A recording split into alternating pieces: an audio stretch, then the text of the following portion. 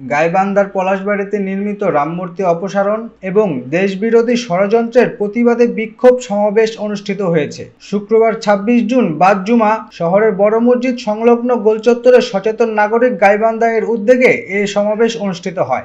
সাধারণ হিন্দু ভাইদেরকে বলবো, এই প্রতাপকে জুতা পেটা করে এলাকা ছাড়া করো।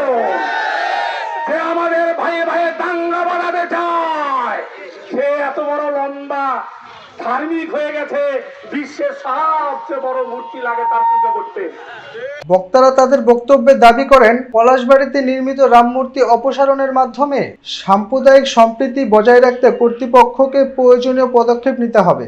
একই সঙ্গে তারা দেশবিরোধী যে কোনো ষড়যন্ত্র প্রতিহত করতে সবাইকে ঐক্যবদ্ধ থাকার আহ্বান জানান। গাইবান্ধা তথা রংপুরকে তাদের নিয়ে করে নেওয়া হোক, হয়তো বা টাকা দিয়ে স্বাধীন করতে পারেন, ঠিক কিনা?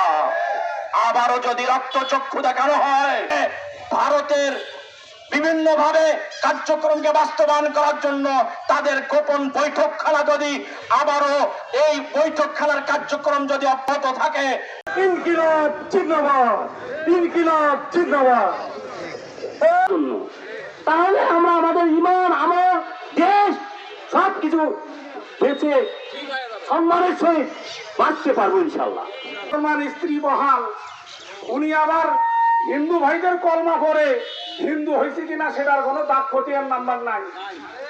সাধারণ হিন্দু ভাইদেরকে বলবো, এই প্রতাপকে জুতা পেটা করে এলাকা ছাড়া করো। যে আমাদের ভাইয়ে ভাইয়ে দাঙ্গা বানাতে চায়, সে এত বড় লম্বা ধার্মিক হয়ে গেছে, বিশ্বের সবচেয়ে বড় মূর্তি লাগে তার পুজো করতে।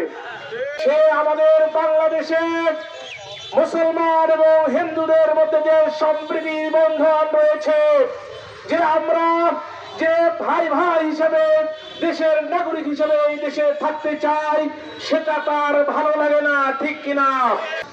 গাইবান্ধার পলাশবাড়ীতে ৮১ ফিট রাম মূর্তি তৈরি হচ্ছে।